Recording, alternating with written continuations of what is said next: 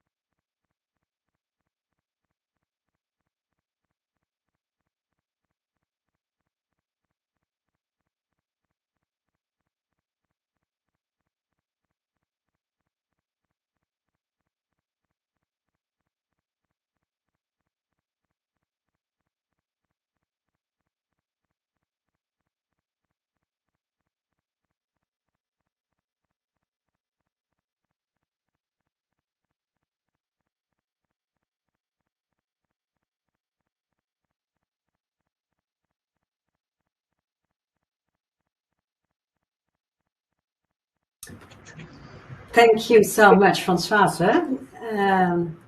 for the clear presentation, and thank you so much that you are giving us really a message of hope. And I was really interested that you said it's the magic of the stem cells. It was since 2020 what the whole development, when the whole development started. I have before we will answer the questions. I have a question. At JDRF, we often talk about cures, not one cure, but cures, because there are several ways. And with this, will this treatment be available to a larger group of people with type 1D in the future, or for a specific group? Thank you, Ingrid, for this question. So that's, it's a very interesting question, because in fact, we also think that that won't be one treatment for everyone. That basically, depending perhaps the age, the way you manage to control your glucose, depending on your situation, basically, you will like to have a different type of treatment. And transplantation will not be the solution for everyone. Some of you will be happy enough with the technological developments and the pump and sensor, while others, that's not good. This is not good enough for them. And that's for those people where we think that beta cell replacement therapy is the solution, where giving back the beta cells know exactly what they have to do. They will never secrete too much. They will never secrete too little insulin. So they know what they have to do, and they do the job really well. Of course, transplantation is not nothing. We discuss that later in the evening. So that's why it will be the choice of the people in the future, and we hope to bring one solution among different type of other solutions for people with type 1 diabetes. Wow. Thank you for this answer. I will show. Can you see the presentation again? Yes. Okay, we go now to the Q&A, the questions and answers. We saw already a lot of questions in the chat. I will ask Els now, what kind of questions are there? Maybe, yes, so first of all, thank you very much for inviting me to this webinar. And thank you to all the people who already submitted their questions. I have seen a great many questions asking, for example, does it matter if I have 3 years of diabetes, or if I have diabetes for 40 years? Do I still, can beta cell replacement therapy still help me? Yeah, so sure. We are definitely, I mean, if you could have diabetes for a few years, but if managing your glucose is really, really difficult, really a challenge, that especially at the moment, beta cell replacement therapy is the option for patients with brittle diabetes. There's high difficult management of glucose. So for those people that it is after 5 years or 50 years, yes, beta cell replacement therapy can be the solution if technologies are not good enough and other current treatment are not good enough for them. That would not matter. Why are currently only patients with very, very hard to manage diabetes? Why does beta cell replacement therapy weigh up to the disadvantages of the therapy for this specific group? Yeah, so the difficulty at the moment is basically we can help only a very small number of people because the source of the beta cells is from donor organs. And therefore, the donor organs is the amount we get of our donor organs per year is really, really low. So to give you an idea, it will be in a range of 200 organs in the Netherlands per year. So it can never help 100,000 people. So it will only be able to, we can only help a few people per year. So those will be the ones that really need the most, and those that have a lot of hypoglycemia and have, especially those people with brittle diabetes and high frequency of hypoglycemia. So with the results that you showed, you demonstrated that with some stem cells, they can grow into beta cells that secrete insulin. Do you think that in the future, a much larger group of patients can be helped with this therapy? Yeah, so exactly. So that indeed what I explained now, that with the donor, the shortage of organ donor is one of the main limitations. Another one is the need of immunosuppression. And when you think of the pandemic we are in, like of COVID-19, it is not nothing to put a patient on immunosuppression. The person will be more at risk of developing other diseases or infections. So yeah, one first limitation is the amount of organ donors. The second limitation is the need of immunosuppression. So to address the first point, that's where we want to use an alternative source of insulin-producing cells, creating basically a virtually unlimited source of insulin-producing cells that we could have produced and off the shelves. And when people need it, we can take those vials and prepare the cells and transplant them in the patients. So then the number issue would be solved. The second aspect, so that where you would already have a larger group of patients. From the very small, you would already be able to help a larger group of patients. Now, if we want to go to the next step, help even a bigger group of patients, then we would have to go to a therapy where immunosuppression would not be necessary anymore. And there are several strategies that are developed at the moment. One of them is, can we put the cells in a cell delivery device, like sort of tea bag that would protect the cells from the immune attack and the immune system? Or can we genetically modify the cells in such a way that it will be invisible to the immune system, that the immune system cannot attack the cell? Or can you modulate the immune system?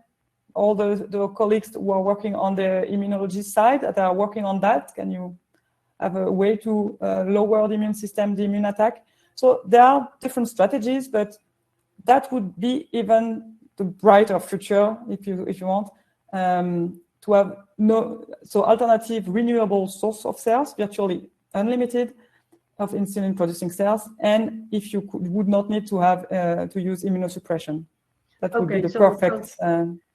To summarize, for the immunosuppression, you can either use a tea bag-like device that does not allow the immune system to enter the beta cells, or you can modify the beta cells so the immune system does not recognize them, or you could use an immune therapy which teaches not to attack. Educates the immune system to not attack those beta cells. Yeah.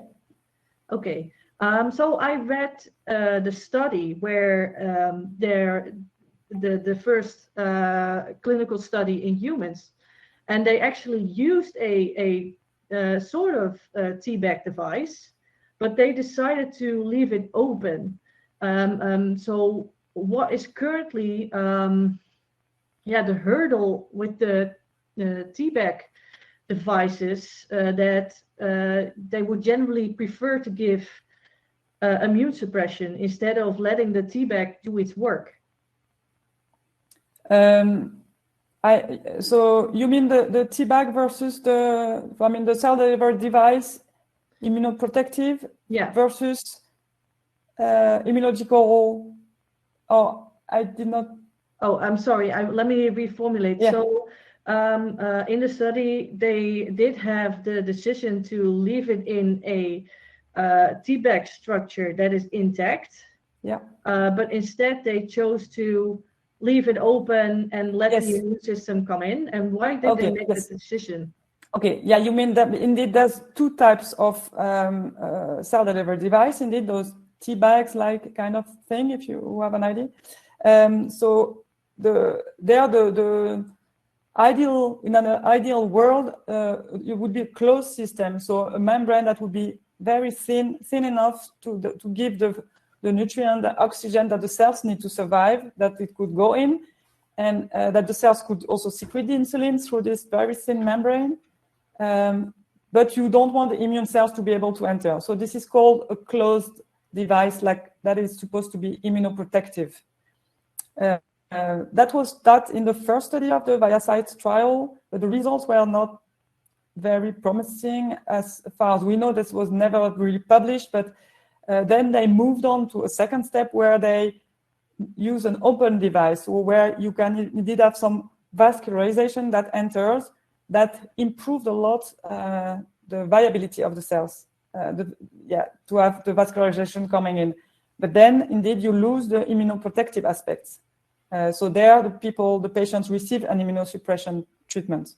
Okay, yes. So with the TBAC research, it is important to keep the immune system away from the beta cells, but on the other hand, it makes it a lot more difficult for the beta cells to get their nutrients, the food that they need, and to get to the blood where they need to secrete the insulin, so to be functional. So that's the kind of the trade-off. Yeah, exactly, the trade-off. Yeah. Okay.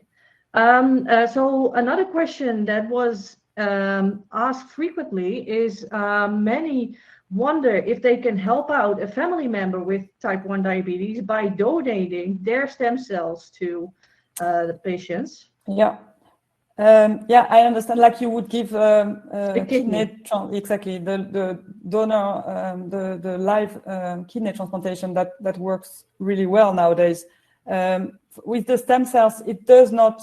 With this type of stem cells, that would not work like that. So either you use a third-party cell, but that it comes from a family member would not help, basically because it's not your cells. So either you use third-party stem cells.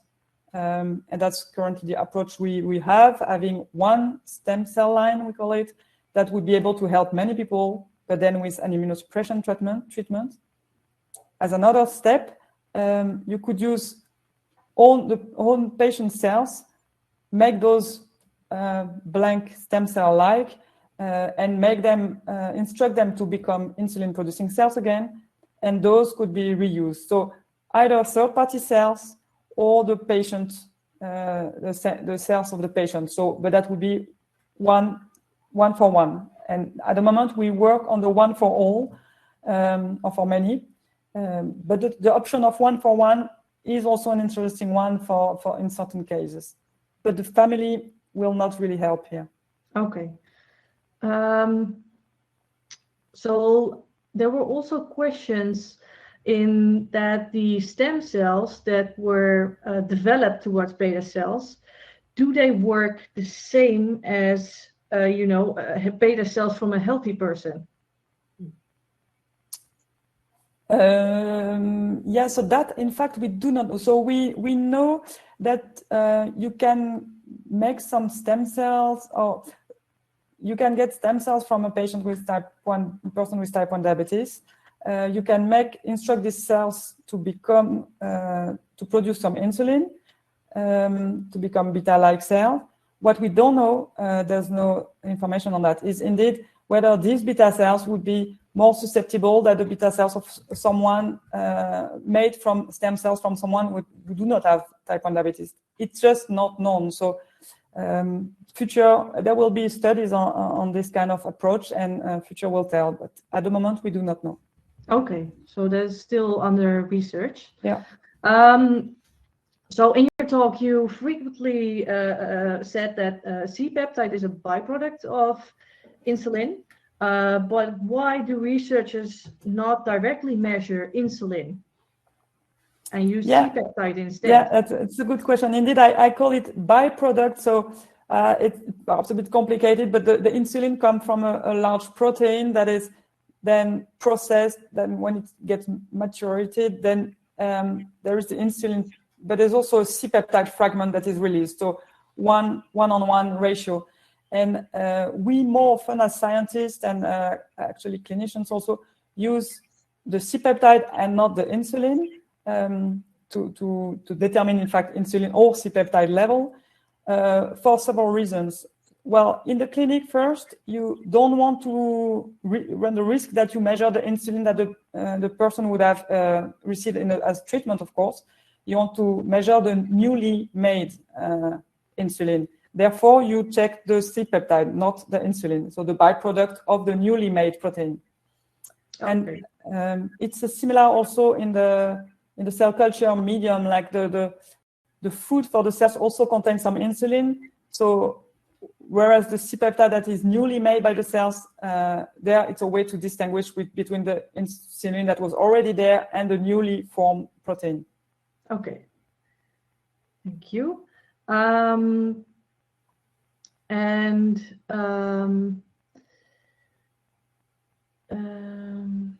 Yes, I was also wondering, so the research you showed demonstrates that the cells can make insulin.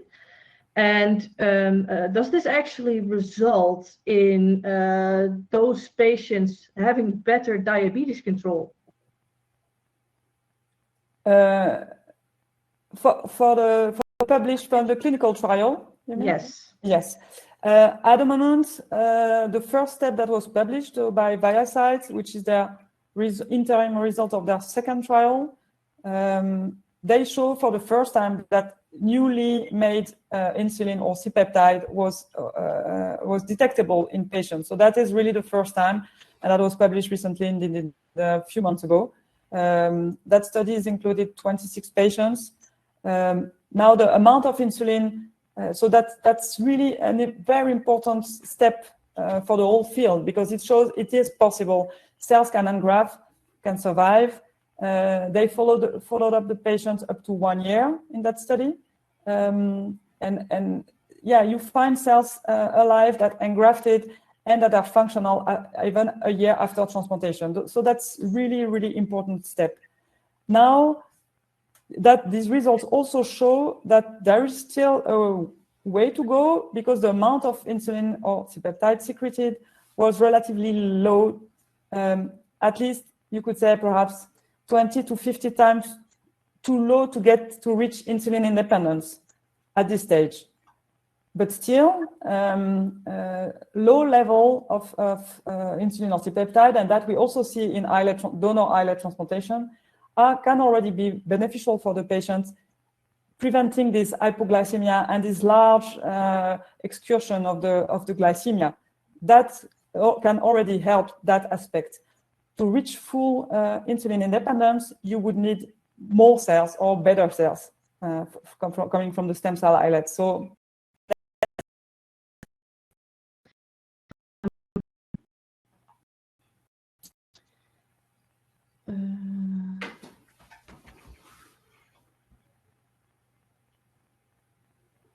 yes, so you would need either more cells or better cells. Yeah. Are each of these options feasible? Like, what dimensions does the device used in the clinical trial currently have? Is it a large device? Is it possible to get a bigger dose?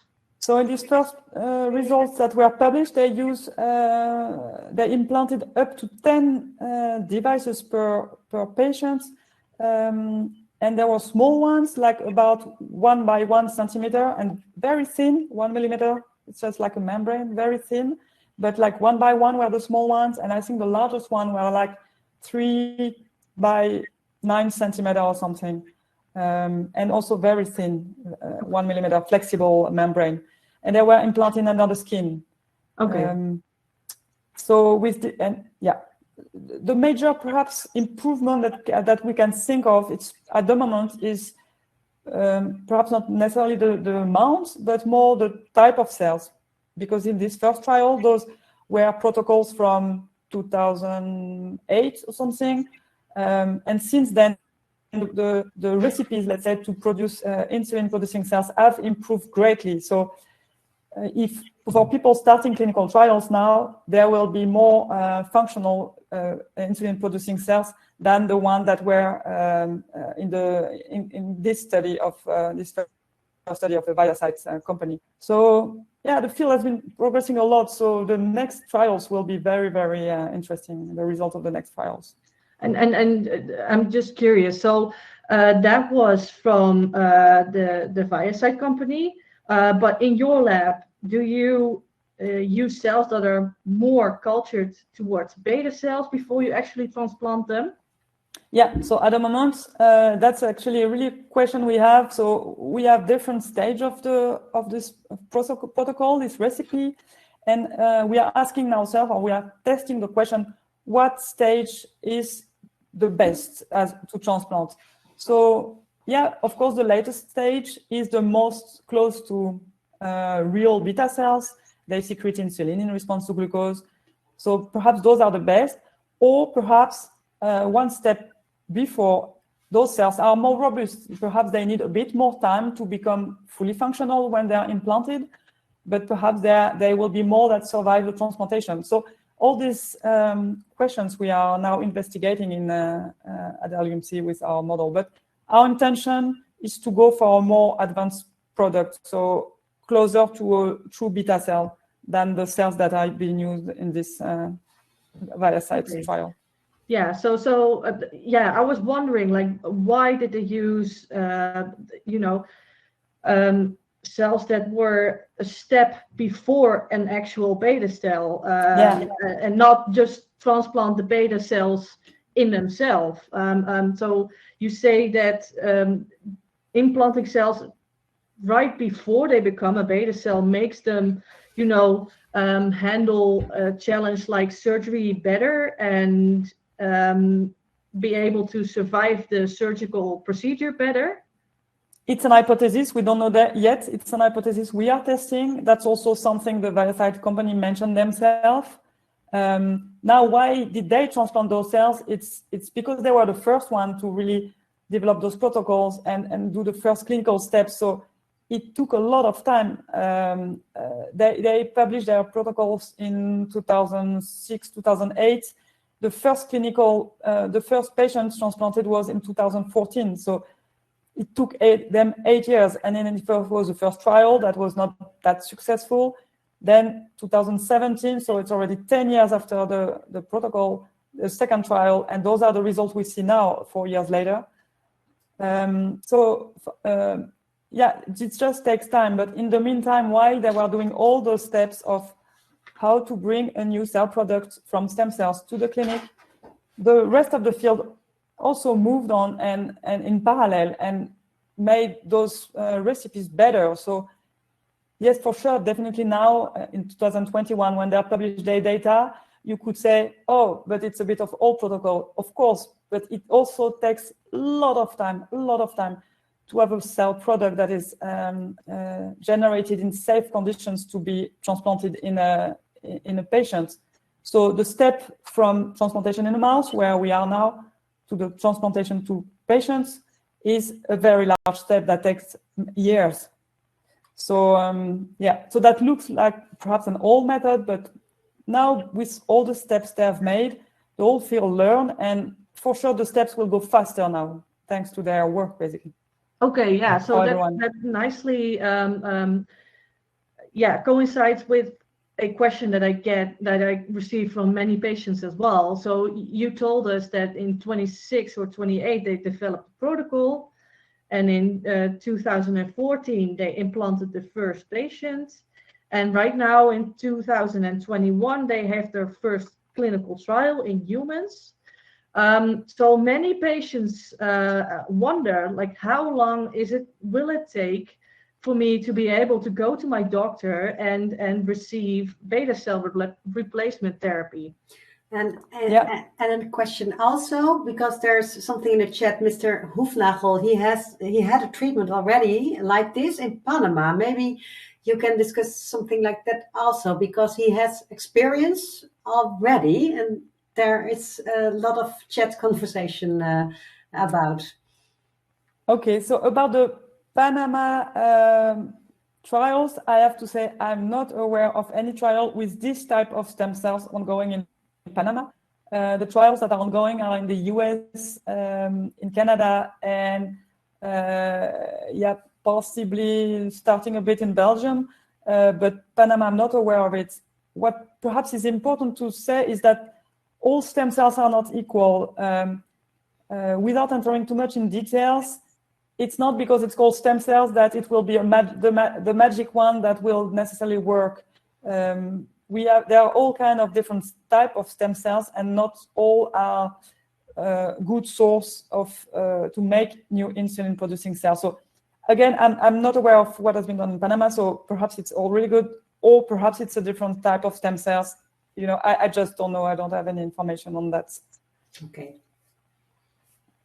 Okay, so based on the milestones that were made, what would the next major milestone be?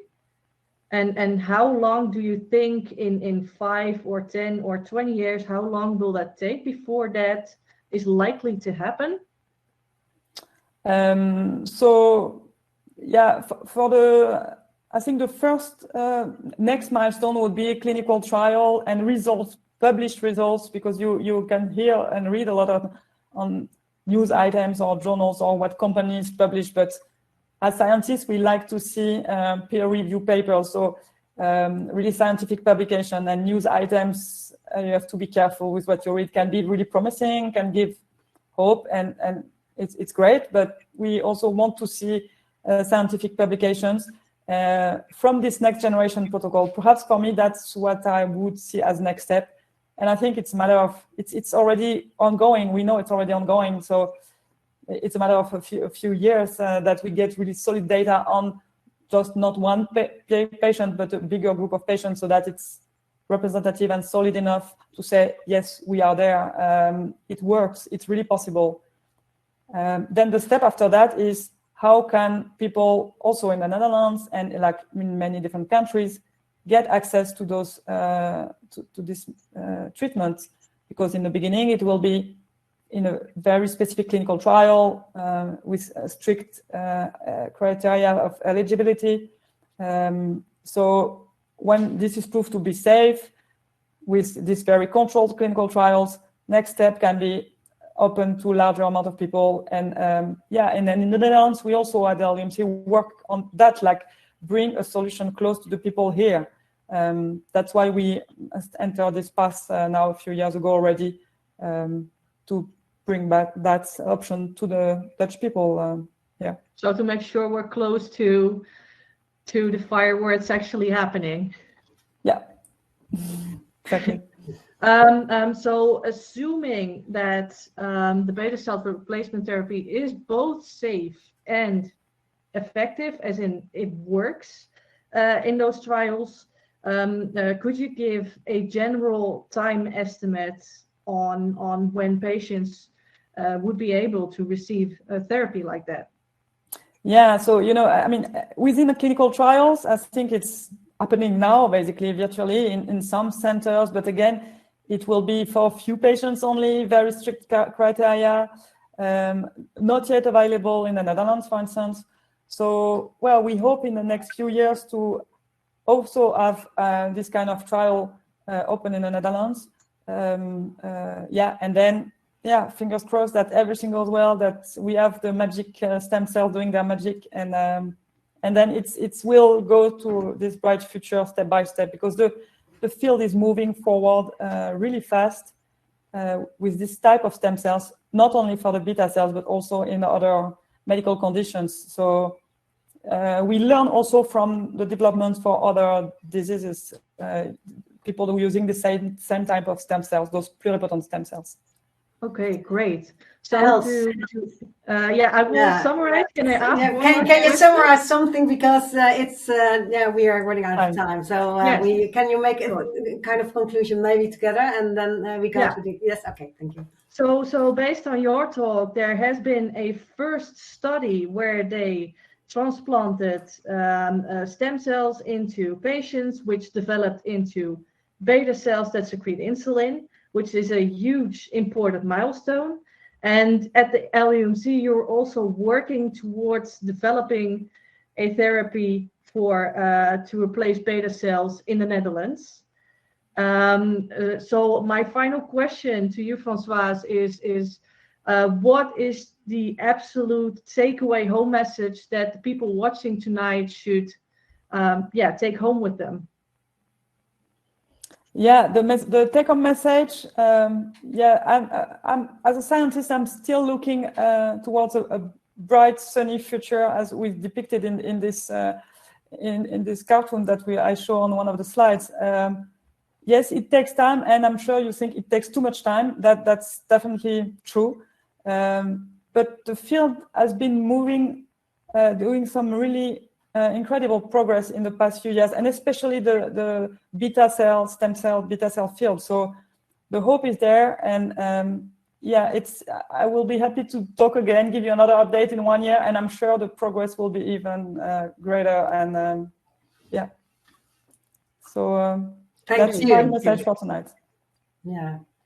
Thank you. It was. There are a lot of questions in the chat, more and more, but it's almost 8 o'clock. So thank you so much, and thank you all. En hoe belangrijk is het dus dat dit onderzoek verder gaat om de vragen die maar ook doorkomen van hoe lang duurt het nog en hoe kunnen we versnellen en hoe kunnen we de trials verder doen. Dus het is een a message of hope, and I think it's very nice that you say a bright, sunny future, Françoise. That's really a message of hope. En daar is natuurlijk heel veel geld voor nodig. Dus iedereen die kan doneren, wil doneren, pak je telefoon, scan de QR of sms samen naar 3669. Ik heb nog een dank voor nu. Ik heb nog een paar overige mededelingen, want vanavond hebben we het over de wetenschappelijke ontwikkelingen van die Françoise Carlotti vertelt. Maar we hebben weer nog 2 hele mooie evenementen op de planning staan. De eerste is een MedTech, een medische technologieavond op 12 mei. Dat is een interactieve avond over medische technologie. En daar zullen we alle nieuws van de ATTD, de beurs die volgende week in Barcelona plaatsvindt, zullen wij teruggeven. Er zijn heel veel rooms, heel veel bedrijven waar de kijker naartoe kan gaan met alle vragen.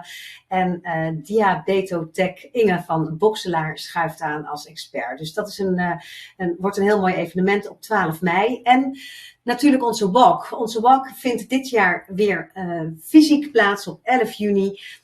Dat wordt echt een wetenschap en wandelen walk, waar het allemaal om gaat. Het is het wordt echt, u kunt kiezen uit 3 wandelingen. De wandeling van 1,5 kilometer is een hele korte symbolische wandeling. En daar staan de wetenschappelijke presentaties centraal. Maartje de Wit komt, Giesje Nefs, Bart Roep komt, Henk-Jan Aanstoot. Dus dat wordt echt een inhoudelijk programma met een symbolische korte wandeling. 12,5 kilometer kan men ook gaan wandelen. En dan komt men langs de informatiemarkt van JDRF. En als je echt de challenge wil aangaan, ga je met Bas van der Goor samen wandelen naar het One Festival in Papendal. Dus dat ga je echt de hele hei over, van Radio Kootwijk naar Papendal. En er lopen heel veel experts mee. En het geld wat daarmee wordt opgehaald gaat ook naar JDRF, naar onderzoek. En je kan natuurlijk ook zelf een actie starten. En wat we dit jaar hebben gedaan, we hebben de manier van een actiepagina zelf aanmaken enorm vereenvoudigd. Dus ik zou iedereen willen vragen, scan ook deze QR en ga naar de website, start een actie en wees welkom om straks mee te lopen met onze walk op 11 juni in Radio Kootwijk. Dan wil ik als laatste nog vragen of u nog 5 vragen wil invullen. Een enquête van 5 vragen om de volgende keer het nog beter te doen. Het belang van onderzoek wil ik nogmaals benadrukken. En ik wil ieder ongelooflijk bedanken. En ik wil ook de sponsoren bedanken die dit webinar mede mogelijk hebben gemaakt. Zodat het geld wat u doneert naar onderzoek en voorlichting kan gaan. Daar zijn wij zeer dankbaar voor. En ik dank echt alle kijkers, sponsoren. Ik dank vooral Françoise en haar hele team. Want nogmaals, het is een heel team wat elke dag aan het werk is om te werken naar een toekomst zonder type 1 diabetes. Iets waar we met z'n allen echt voor staan, voor gaan. En dat die toekomst er is, dat is denk ik vanavond wel weer nog duidelijker geworden. Dat het echt mogelijk is, die genezing. Els, dank voor de inhoudelijke stuk. We gaan terugkomen op de vragen die nog in de chat openstaan. Dus hou onze website in de gaten, zowel voor alle evenementen als voor de informatie. Dank nogmaals en ik wens ieder een hele fijne avond.